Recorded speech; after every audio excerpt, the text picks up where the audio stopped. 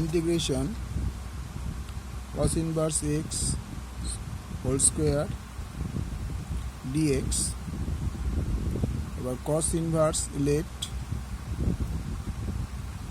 cos inverse x equal to z or x equal to cos z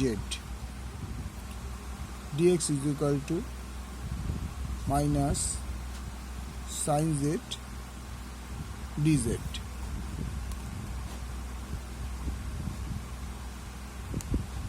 তাহলে আমি লিখতে পারি integration z square sin z dz.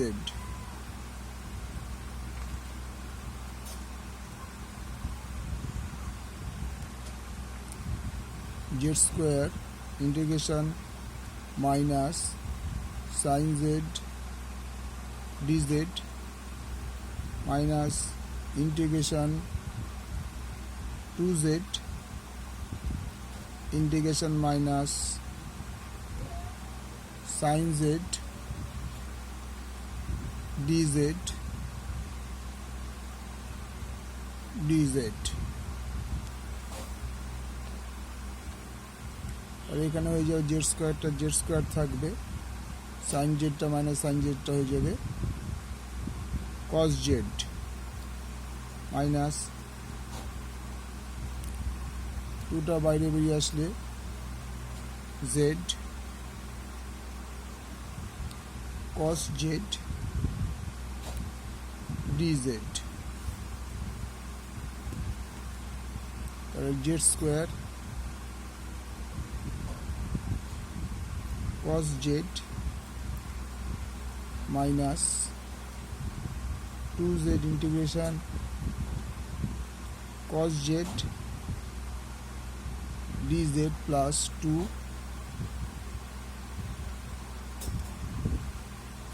integration 1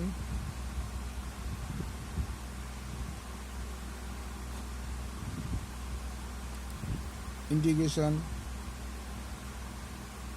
cos z dz.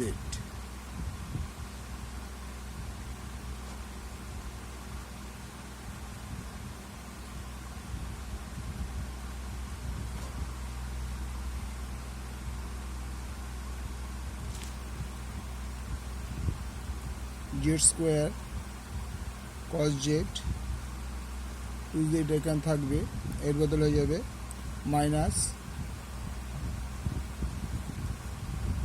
sin z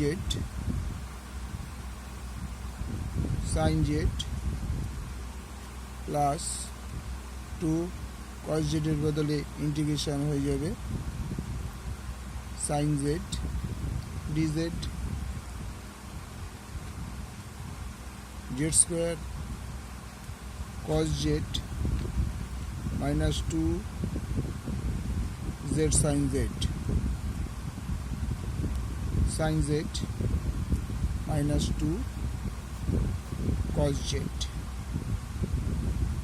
তাহলে আমরা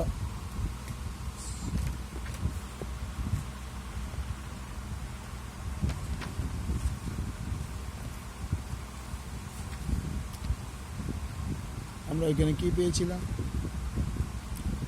cos z এর জায়গায় পেয়েছিলাম x, তাহলে আর cos ইনভার্স ইকুয়ালটা আমরা কি ধরেছিলাম z, তাহলে cos z এর জায়গায় আমরা লিখব x আর z ইকুয়াল টু পেয়েছিলাম cos ইনভার্স x, তাহলে cos ইনভার্স x তার স্কয়ার মাইনাস 2 জেডটা কি ছিল cos inverse x cos inverse x আর সাইনটা হয়ে যাবে তখন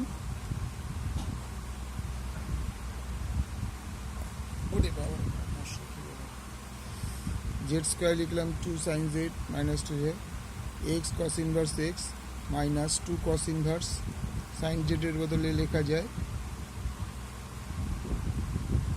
1 minus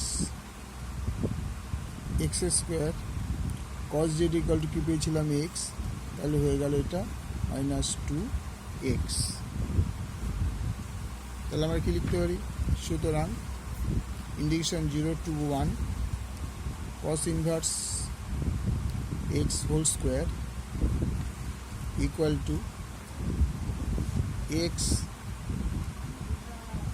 cos inverse x whole square minus 2 cos inverse x root over 1 minus x square minus 2x 0 to 1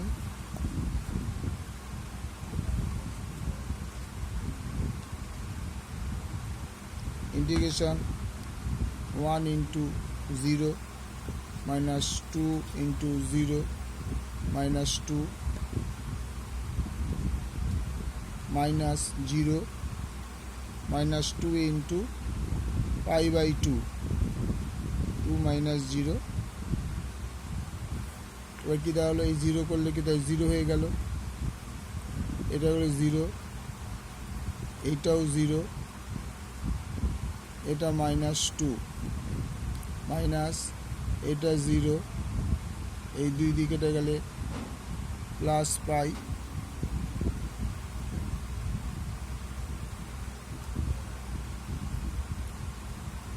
2 minus 0 minus 2 plus pi। তাহলে আমরা সাজিয়ে লিখতে পারি pi minus 2 answer. Okay, thank you.